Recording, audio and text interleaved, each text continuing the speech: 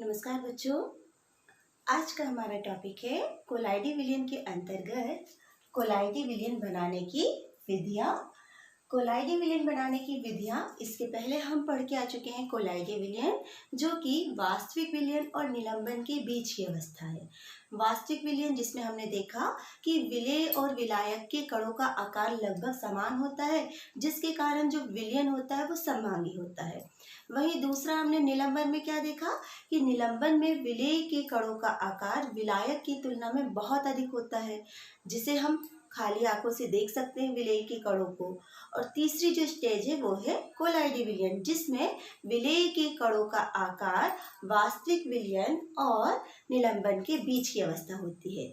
तो यहाँ पर जो विलेय के कणों का आकार है वो वास्तविक विलयन और निलंबन के बीच की अवस्था होती है। मतलब कि जब हमको कोलाइडी विलयन बनाना है तो हमें विलेय के कणों का आकार मेंटेन करना है।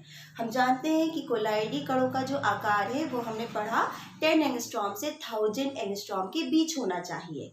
तो 10 एंगस्ट्रॉम से कम होगा तो वास्तविक विलयन होंगे, 1000 एंगस्ट्रॉम से ज़्यादा होगा, 1000 एंगस्ट्रॉम से ज़्यादा होगा तो वो क्या हो जाएंगे, निलंबन होंगे। तो हमको जब कोलाइडी विलयन बनाना है तो हमें जो कोलाइडी कणों का आकार है उसे ध्यान में रखना है। तो जब हम कोलाइडी विलयन बनाते हैं तो यहाँ पर पदार्थ को परिक्षेपण माध्यम में विलेय करना रहता है।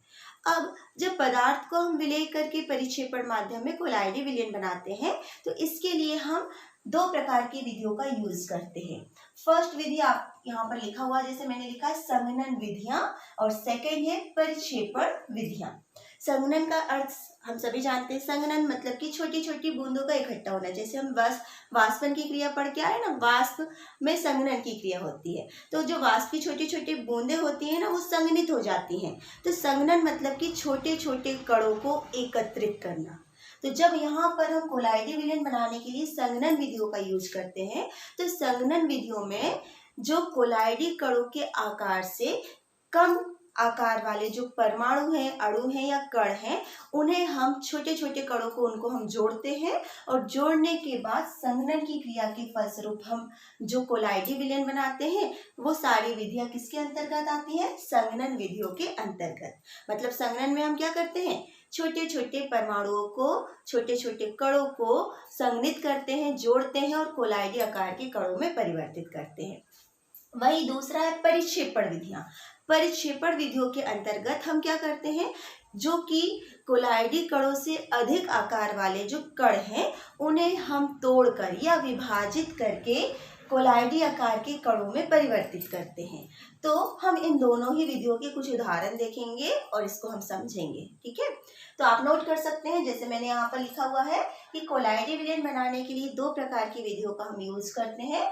फर्स्ट हमारी है संघनन विधियां और सेकंड है परिक्षेपण विधियां। अब संघनन विधियां हैं, ये वास्तव में रासायनिक विधियां होती हैं। जो संघनन विधियां हैं वास्तव में रासायनिक विधियां होती हैं। इनमें रासायनिक अभिक्रियाएं होती हैं, भिन्न भिन्न प्रकार की रासायनिक अभिक्रिया होती है, तो इनको हम रासायनिक विधियां भी कहते हैं। आपको अलग अलग बुक्स में अलग अलग पॉइंट मिलेंगे ना, तो ये एक प्रकार से क्या है, रासायनिक विधियां। क्यों है, क्योंकि जैसे हमने कहा संघनन विधियों में हम छोटे छोटे कणों को आपस में जोड़ते हैं, तो हम सबसे फर्स्ट विधि जो यूज कर रहे हैं वो क्या है, ऑक्सीकरण विधि। तो ऑक्सीकरण जो विधि है, इस विधि में हम जो पदार्थ है, पदार्थ को ऑक्सीकरण के फलस्वरूप कोलाइडी आकार के कणों में परिवर्तित करते हैं।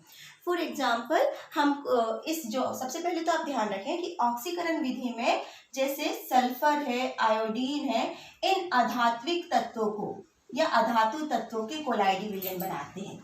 ऑक्सीकरण विधि के द्वारा सल्फर और आयोडीन है, इन अधातु तत्वों के क्या बनाते हैं हम, अधातु तत्वों के हम बनाते हैं कोलाइडी विलयन। कैसे बनाते हैं, जैसे अगर हमको सल्फर का बनाना है तो सल्फर का बनाने के लिए हम क्या करते हैं, यहाँ पर हम सल्फर को बनाने के लिए SO2 ऑक्सीकारक का प्रयोग करते हैं। हाइड्रोजन सल्फाइड, इसके विलयन में हम SO2 सल्फर डाइऑक्साइड गैस प्रवाहित करते हैं। तो प्रवाहित करने पे हमें सल्फर के कण मिलते हैं। ये जो सल्फर है ये यहाँ पर इसका ऑक्सीकरण हो जाता है, हाइड्रोजन का विलोपन हो जाता है, हाइड्रोजन का विलोपन होता है और ये बना लेता है 2H2O। तो यहाँ पर हमने क्या लिखा, 2H2O, रिएक्शन को बैलेंस करेंगे मीन्स यहाँ 2 होगा और सल्फर कितने हो जाएंगे 3, इस तरीके से। तो यहाँ पर हमको क्या मिल जाता है, सल्फर का कोलाइडी विलयन। तो यहाँ पर ऑक्सीकरण की विधि द्वारा हम सल्फर का कोलाइडी विलयन बना सकते हैं। तो ये हुई ऑक्सीकरण विधि। सेकंड हमारे पास हम कौन सी विधि ले रहे हैं, अपचयन विधि। अपचयन विधि मुख्य रूप से धात्विक तत्वों के लिए यूज की जाती है। देखो ये क्या थे, अधातु थे। अब धात्विक तत्व जैसे अगर हम बात करें, हमको गोल्ड है ना, गोल्ड मीन्स Au है, सिल्वर मीन्स Ag है, प्लेटिनम है। तो अगर हमको धातु तत्वों के कोलाइडी विलयन बनाने हैं, धातु तत्वों के कोलाइडी विलयन बनाने के लिए हम किस विधि का यूज करते हैं, अपचयन विधि का। तो यहाँ पर कोई जो अपचायक है, अपचायक की उपस्थिति में हम धातुओं का जो धातु है, धातुओं के जली विलयन का अपचायक की उपस्थिति में अपचयन करवाते हैं। तो धातुओं के ऐसे सॉल्ट लेते हैं हम जो कि जल में आसानी से विलय हो जाते हैं। फॉर एग्जांपल हमको गोल्ड Au, इसका अगर हमको बनाना है तो हम यहाँ पे Au का लेते हैं ऑरिक क्लोराइड, सूत्र AuCl3, ऑरिक क्लोराइड है, इसकी अभिक्रिया हम करवाते हैं। अपचायक हम यहाँ लेते हैं फॉर्मेल्डिहाइड HCHO के जलीय विलयन H2O से जब अभिक्रिया करवाते हैं यहाँ पर, तो इस अभिक्रिया के फलस्वरूप ये जो Au है, मतलब जो गोल्ड है, ऑरिक क्लोराइड में जो गोल्ड है, वो जो गोल्ड है अवक्षेपित हो जाता है Au के रूप में, प्लस ये जो HCHO है इसका हो जाता है ऑक्सीकरण HCOOH में, यानी ये क्या है, अपचायक है। यहाँ पर जो धातु है उसका अपचयन हो रहा है और ये क्या है, अपचायक है, तो इसका क्या हो रहा है, ऑक्सीकरण हो रहा है। साथ ही ये जो क्लोरीन है वो यहाँ पर 3H2O, तो यहाँ पर Au3 है, इसके साथ जब अभिक्रिया करती है तो ये बना लेता है 3,6HCl, यहाँ पे आ जाएगा 2,6HCl, ये बन जाता है। ये गोल्ड 2 रिएक्शन आप बैलेंस कर सकते हैं और इसके 3 मॉलिक्यूल 3CHO, ये। तो इस तरीके से अगर हम रिएक्शन देखते हैं तो इस रिएक्शन में भी क्या हो रहा है, आप देखेंगे कि यहाँ पूरी रिएक्शन में, यहाँ पर पूरी जो रिएक्शन होती है उस रिएक्शन में ये जो ऑरिक क्लोराइड है, ऑरिक क्लोराइड का क्या होता है, अपचयन होता है और ऑरिक क्लोराइड के अपचयन के फलस्वरूप हमको ये जो गोल्ड है उसका कोलाइडी विलयन मिलता है, जिसको हम क्या बोलते हैं, गोल्ड सॉल्ट। ये हो जाता है गोल्ड सॉल्ट, तो ये मिल जाता है हमको, ठीक है। तो ये हो गई कौन सी अभिक्रिया है, अपचयन अभिक्रिया है। इसी प्रकार से आप पहले से नोट कर लें, फिर हम आगे की रिएक्शन देखते हैं। नोट कर लिया आपने, तो ये दो विधियां हुई, ऑक्सीकरण अपचयन विधि। फिर इसके बाद हमारे पास क्या है, जल अपघटन। थर्ड रिएक्शन है जल अपघटन। जल अपघटन में हम क्या करते हैं, जो कुछ पदार्थ है, जैसे यहाँ पर कुछ पदार्थों के जो अवक्षेप होते हैं उनको जल में घोला जाता है और जल में घोलने पर हमको कोलाइडी विलयन मिलते हैं।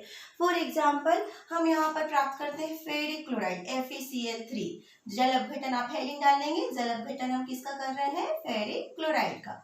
तो ये जो फेरिक क्लोराइड है इसकी अभिक्रिया हम जल से करवाते हैं, H2O से करवाते हैं, तो ये बनाता है फेरिक हाइड्रोक्साइड OH प्लस ये 3HCl। तो यहाँ पर होगा क्या, आप देख सकते हैं यहाँ पर ये 3HCl मीन्स ये हो गए 3, ठीक है। तो यहाँ पर जो फेरिक क्लोराइड है इसका जब जल अपघटन करा जाता है तो हमको फेरिक हाइड्रोक्साइड का कोलाइडी विलयन मिलता है। तो एक रिएक्शन ये हो गई। नेक्स्ट अगर हमारे पास क्या लिखा हमने, उभय अपघटन। उभय अपघटन के द्वारा हम आर्सेनिक सल्फाइड का कोलाइडी विलयन तैयार करते हैं। आर्सेनिक सल्फाइड, तो यहाँ पर आर्सेनिक ऑक्साइड हम लेते हैं, आर्सेनिक ऑक्साइड का सूत्र है H2O3। ये आर्सेनिक ऑक्साइड है, इसकी अभिक्रिया जब हम इसमें प्रवाहित करते हैं हम hydrogen sulphide gas H2S gas जब प्रवाहित करते हैं तो ये जो है आर्सेनिक AH2S आर्सेनिक सल्फाइड का पीले रंग का विलयन देता है, पीले रंग का कोलाइडी विलयन देता है, प्लस यहाँ पर हो जाएगा H2O। ये तो यहाँ पर ये 3H2O, यहाँ पर ये हो जाएगा और ये हो जाएगा 3H2O। तो यहाँ पर इसका कोलाइडी विलयन मिल जाता है। तो आप यहाँ पर देखेंगे हम जब कोलाइडी विलयन बनाते हैं ना, तो कोलाइडी विलयन अलग अलग प्रकार के होते हैं। नॉर्मली यहाँ पर ये सारे क्या है देखेंगे आप, जटिल कोलाइडी विलयन है, जिनको बनाने के लिए या तो हम रासायनिक विधियों में हम ऑक्सीकरण विधि है, अपचयन विधि है, जल अपघटन विधि, उभय अपघटन विधियों का यूज करते हैं। तो आप थोड़ा सा ध्यान रखेंगे, हमने जो विधियां यूज की, तो ऑक्सीकरण विधि के द्वारा हम अधातु तत्वों के कोलाइडी विलयन बनाते हैं, अपचयन विधि के द्वारा हम धातु तत्वों के कोलाइडी विलयन बनाते हैं। फिर ये जो जल अपघटन है, उससे हम ये जो है सॉल्ट है ना, ये अवक्षेप के रूप में कोलाइडी विलयन मिलता है, जिसको धीरे धीरे और गर्म करते हैं तो हमको फेरिक हाइड्रोक्साइड का लाल रंग का कोलाइडी विलयन मिलता है। और फिर जैसे ऑर्सेनिक सल्फाइड है, ब्रोमाइड है, इन सब का अगर हमको कोलाइडी विलयन बनाना है तो हम उभय अपघटन विधि का प्रयोग करते हैं। तो इस टाइप के कुछ क्वेश्चंस आपसे पूछे जाते हैं कि धातु अधातु कोलाइडी विलयन बनाने के लिए किस विधि का यूज करते हैं, धातु कोलाइडी विलयन बनाने के लिए किस विधि का यूज करते हैं, तब आप देख सकते हैं। ठीक है, तो पहले आप इसको नोट कर लें, फिर हम सेकेंड पढ़ेंगे परिक्षेपण विधियां। नोट किया आपने। इसी के अंतर्गत एक रिएक्शन और पूछी जाती है। यहाँ पर एक एग्जाम्पल है, कुछ बुक्स में इसके एग्जाम्पल मिल सकते हैं जो कि पूछे जाते हैं।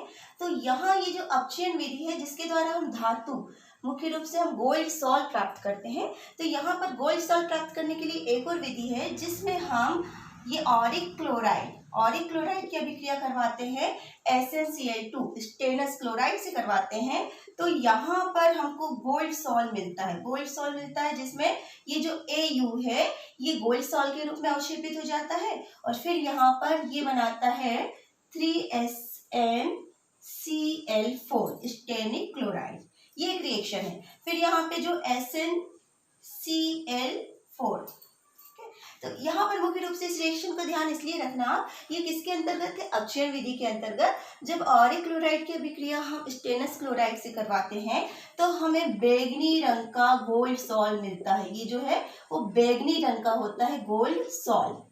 इंपॉर्टेंट है क्योंकि गोल्ड सॉल बनाने की विधियां बहुत कम है। तो इसकी विशेषता जो है, इसको बैगनी रंग का होता है, इसलिए इसको पर्पल ऑफ कॉसियस कहा जाता है।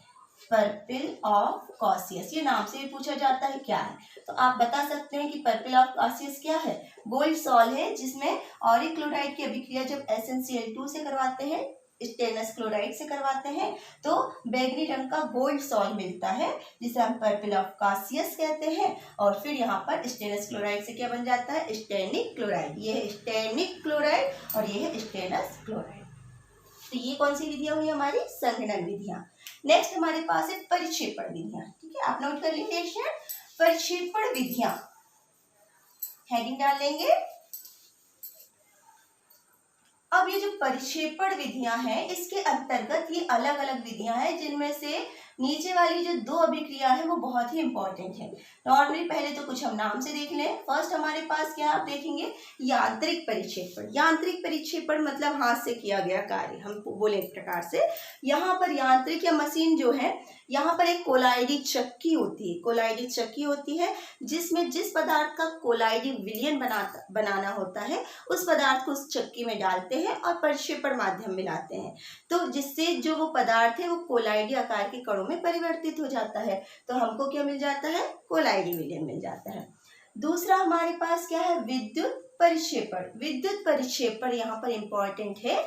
विद्युत परिक्षेपण में जिस पदार्थ का हमको कोलाइडी विलयन बनाना होता है, उसे हम विद्युत परिपथ तैयार करके प्राप्त करते हैं।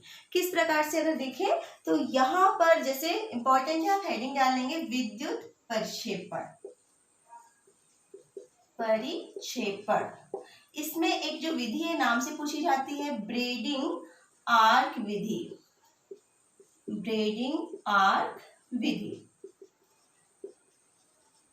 ठीक है, इस विधि के द्वारा हम जो भी धातु है, जैसे कि गोल्ड है, फिर इसके बाद सिल्वर है या फिर प्लेटिनम है, इन धातुओं के कोलाइडी विलयन तैयार करते हैं। किस प्रकार से तैयार करते हैं, तो इसको हम एक डायग्राम के माध्यम से समझेंगे। पहले तो आप इस विधि का जो हेडिंग है वो नोट कर लें, ब्रेडिंग आर्क विधि, या इसी को हम क्या कहते हैं, विद्युत परिक्षेपण।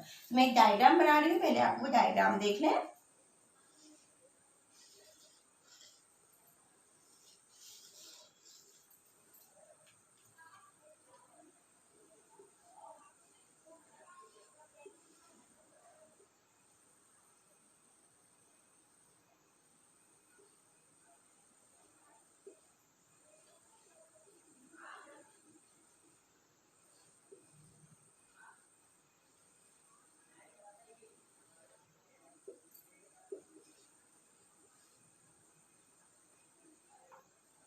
यहाँ पर क्या किया जाता है, आप देखेंगे मैंने जो डायग्राम बनाया है, बाहर की साइड पे एक बड़ा सा पात्र लेते हैं और इस पात्र में बर्फ के टुकड़े डाल दिए जाते हैं। ये जो है बर्फ के टुकड़े डाल दिए जाते हैं और इसके ऊपर एक छोटा पात्र रख दिया जाता है जिसमें पानी भरा होता है। मतलब ये जो पानी होता है वो बर्फ के कारण क्या हो जाता है, ठंडा हो जाता है। ये देखेंगे जल है ना, या परिक्षेपण माध्यम की बात करें तो हम क्या है, जल है। और यहाँ पर ये जो रॉड है जिसका हमको कोलाइडी विलयन तैयार करना होता है, उसकी हम क्या ले लेते हैं, रॉड ले लेते हैं। उसी पदार्थ की हम ले लेते हैं छड़। तो जिस पदार्थ का कोलाइडी विलयन तैयार करना होता है उसकी हम ले लेते हैं छड़, जो कि इलेक्ट्रोड का काम करती है, और इनको एक विद्युत परिपथ के द्वारा जोड़ दिया जाता है। विद्युत परिपथ के द्वारा जब यहाँ जोड़ दिया जाता है तो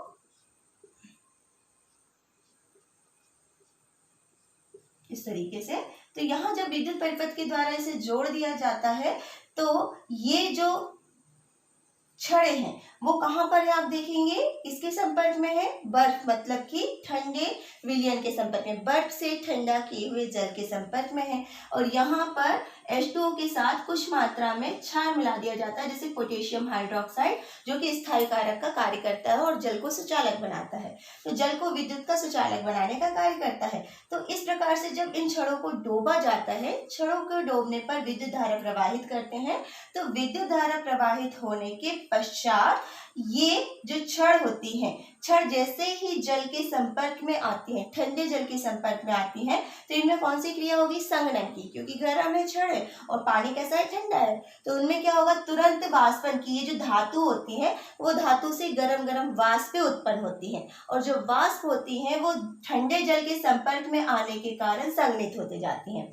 जब विद्युत प्रवाहित होती है ना, तो यहाँ पर एक आर्क स्थापित हो जाता है, मतलब विद्युत धारा प्रवाह के कारण यहाँ पर वाष्प उत्पन्न होने लगती है, और वो वाष्प जो होती है ठंडे जल के संपर्क में होने के कारण किसमें परिवर्तित हो जाती है, छोटे छोटे कोलाइडी कणों में परिवर्तित हो जाती है, और उन कोलाइडी कणों को फिर उपयुक्त परिक्षेपण माध्यम में घोल कर कोलाइडी विलयन बना लिया जाता है।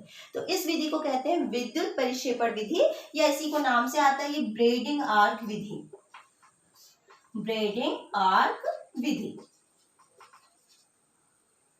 ठीक है, तो ये आप ध्यान रखेंगे, ये भी पूछी जाती है। इसका डायग्राम पहले आप नोट करें, नोट किया है आपने। तो ये जो डायग्राम है, इस डायग्राम का ध्यान रखेंगे। डायग्राम आपको बनाना है कि किस प्रकार से जो छड़ होती हैं वो विद्युत आर्क उत्पन्न होने के कारण वाष्प उत्पन्न करती हैं, और वाष्प को संघनन के फलस्वरूप हम किस में परिवर्तित कर लेते हैं, कोलाइडी विलयन में। ये हुई सेकेंड विधि। अब जो थर्ड विधि है, थर्ड विधि क्या है हमारे पास, परिक्षेपण विधियों के अंतर्गत पेप्टीकरण। ये भी अलग से क्वेश्चन पूछा जाता है कि पेप्टीकरण क्या है। हेडिंग डाल लेंगे आप, पेप्टीकरण।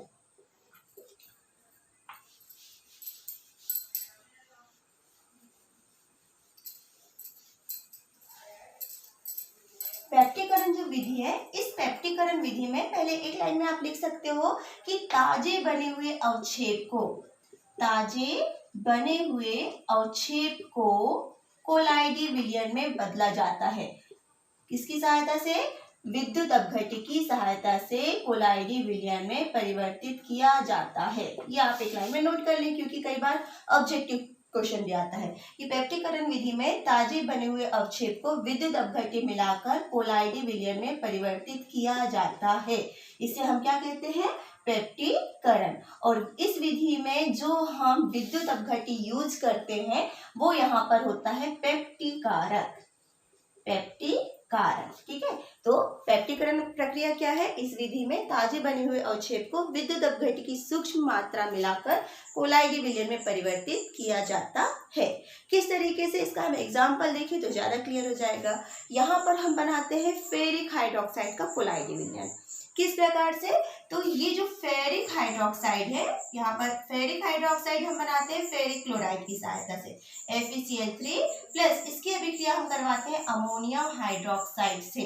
तो इस कंडीशन में हमको मिलता है फेरिक हाइड्रोक्साइड का अवक्षेप OH whole twice plus NH4Cl। ये एक रिएक्शन है, यहाँ पर 3A हो जाएंगे और 3A। तो यहाँ पर हमको क्या मिला, फेरिक हाइड्रोक्साइड का ताजा अवक्षेप। ये क्या है, अवक्षेप है, फ्रेश प्रेसिपिटेट। ये जो ताजा अवक्षेप है फेरिक हाइड्रोक्साइड, इसकी अभिक्रिया हम करवाते हैं फेरिक क्लोराइड से, FeCl3 से। तो FeCl3 से जब हम फेरिक हाइड्रोक्साइड के अवक्षेप में फेरिक क्लोराइड की सूक्ष्म मात्रा मिलाते हैं तो यहाँ पर फेरिक हाइड्रोक्साइड का लाल रंग का कोलाइडी विलयन मिलता है, लाल रंग का कोलाइडी विलयन मिलता है, जो किसका होता है, फेरिक हाइड्रोक्साइड। सूत्र लिख सकते हैं आप फिर से, ferric hydroxide OH whole thrice. ये तो यहाँ पर आप देखेंगे रिएक्शन में मैंने जो चीज लिखा, हमारे पास क्या है, पेप्टिकरण क्या है, ताजे बने हुए अवक्षेप को विद्युत अपघट्य की सूक्ष्म मात्रा मिलाकर कोलाइडी विलयन में परिवर्तित किया जाता है। किस प्रकार से, तो हम ताजा बना अवक्षेप की बात करें तो ये जो फेरिक क्लोराइड है अमोनियम हाइड्रोक्साइड से क्रिया करके बनाता है फेरिक हाइड्रोक्साइड का अवक्षेप, और इस फेरिक हाइड्रोक्साइड में वापस हम क्या मिलाते हैं, फेरिक क्लोराइड की सूक्ष्म मात्रा मिलाने पर ये अवक्षेप है वो किसमें परिवर्तित हो जाता है, लाल रंग के विलयन में, जो क्या होता है, कोलाइडी विलयन होता है। किसका, फेरिक हाइड्रोक्साइड का कोलाइडी विलयन होता है।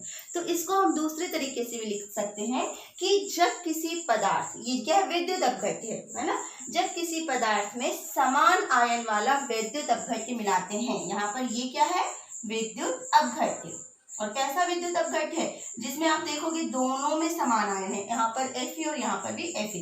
तो जब किसी पदार्थ जिसका हमको कोलाइडी विलयन बनाना होता है उसमें समान आयन वाला विद्युत अपघट्य मिलाया जाता है, तो इस प्रकार मिलाने पर वह किसमें परिवर्तित हो जाता है, कोलाइडी विलयन में परिवर्तित हो जाता है, जिसे हम क्या कहते हैं, पेप्टिकरण विधि। तो इस विधि में हम जो विद्युत अपघट्य यूज करते हैं वो यहाँ पर कहलाता है पेप्टिकारक, पेप्टिकारक। तो ये पूछा भी जाता है अलग से, पेप्टिकारक क्या है, तो पेप्टिकरण की प्रक्रिया में जो हम विद्युत अपघट्य यूज करते हैं वो क्या है, पेप्टिकारक। जैसे कि यहाँ पर फेरिक क्लोराइड क्या है, पेप्टिकारक। तो ये हुई आपके पास कोलाइडी विलयन बनाने की विभिन्न विधियां। तो यहाँ पे जो भी रिएक्शन हमने पढ़े, कई बार वो रिएक्शन इंपॉर्टेंट होती है कि अगर हमको सल्फर का कोलाइडी सॉल्व बनाना है तो हमने ऑक्सीकरण विधि यूज की, अगर हमको गोल्ड का बनाना है तो हमने अपचयन विधि के साथ साथ विद्युत परिक्षेपण यूज किया, हाइड्रोजन हमको किसका बनाना है, सल्फाइड का, आर्सेनिक सल्फाइड का बनाने के लिए हमने उभय अपघटन का यूज किया, फेरिक हाइड्रोक्साइड बनाने के लिए हमने जल अपघटन भी यूज किया, फिर यहाँ पर पेप्टिकरण भी यूज किया।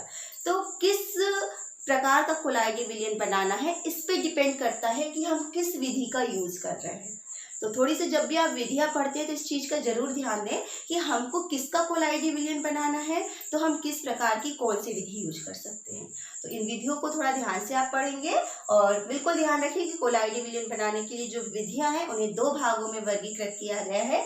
एक है संघनन विधियां, जिन्हें हम रासायनिक विधियां भी कहते हैं क्योंकि इसमें पूरी रासायनिक अभिक्रियाएं होती हैं, और दूसरी है परिक्षेपण विधियां, जिसके अंतर्गत ये तीन अभिक्रियाएं हैं जो तीनों एक दूसरे से अलग हैं, इसलिए तीनों को अलग अलग तरह से क्वेश्चन आते हैं। यांत्रिक परिक्षेपण क्या है, विद्युत परिक्षेपण से क्वेश्चन पूछे जाते हैं, और फिर पेप्टिकरण एक अलग क्वेश्चन आता है। यहाँ पर पेप्टिकरण से संबंधित एक और शब्द आता है कि स्कंदन।